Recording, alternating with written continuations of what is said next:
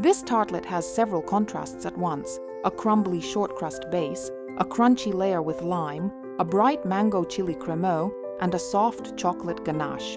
The mango with chili gives a spicy flavor, and the chocolate makes it deeper and softer.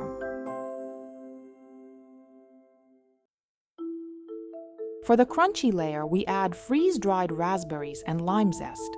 A small amount of neutral oil makes the chocolate mixture a bit more pliable, so the layer stays crunchy afterward, but not too hard. The raspberries add a light berry tartness, and the lime is especially important here. It freshens the flavor and smooths out the sweetness.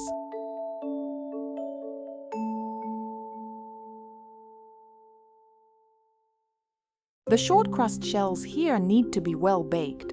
Then after assembly, they'll keep their shape and crunch. A detailed recipe for short crust shells for tartlets is already on the channel. I'll leave the link in the description under the video. The crunchy layer adds another texture and creates a transition between the short crust base and the softer fruit filling.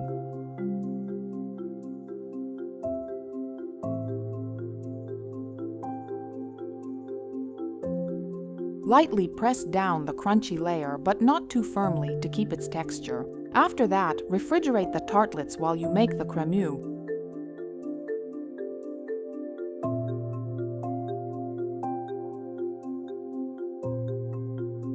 Add a small portion of the sugar to the yolks and whisk right away.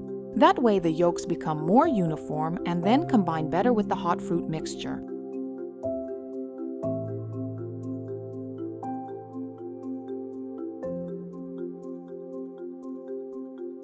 Heat the mango and passion fruit puree with the remaining sugar and the chili until hot, but not to a boil. The chili here isn't for sharp heat, but for a light spiciness and a more interesting flavor balance.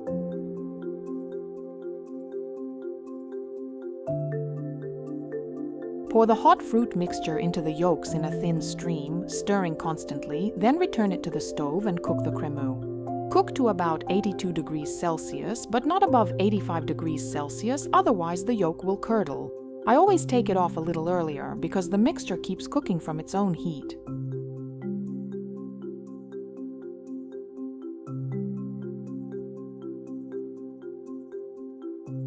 Right after taking it off the stove, add the gelatin, pre-soaked in water, and mix thoroughly. Then let the mixture cool to about 40 degrees Celsius. This is a required step.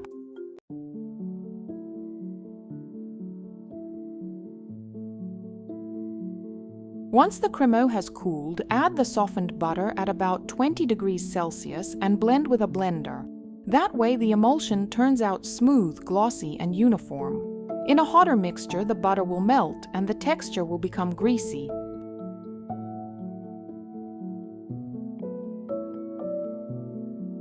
Now spread the crémeux into the tartlets. Here it gives a bright fruity center, and after it sets, it stays tender enough while still holding a neat layer.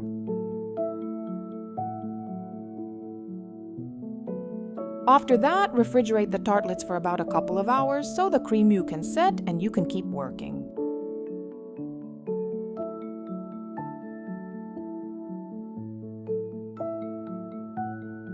Pipe the whipped chocolate ganache on top. It gives the tartlet volume, a more delicate texture, and a deep chocolate flavor. A detailed recipe for this ganache is already on the channel. I'll leave the link in the description under the video.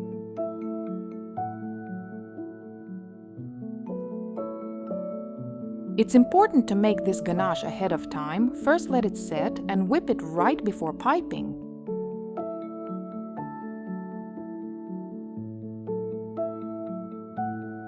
Finally, add a little freeze-dried raspberry.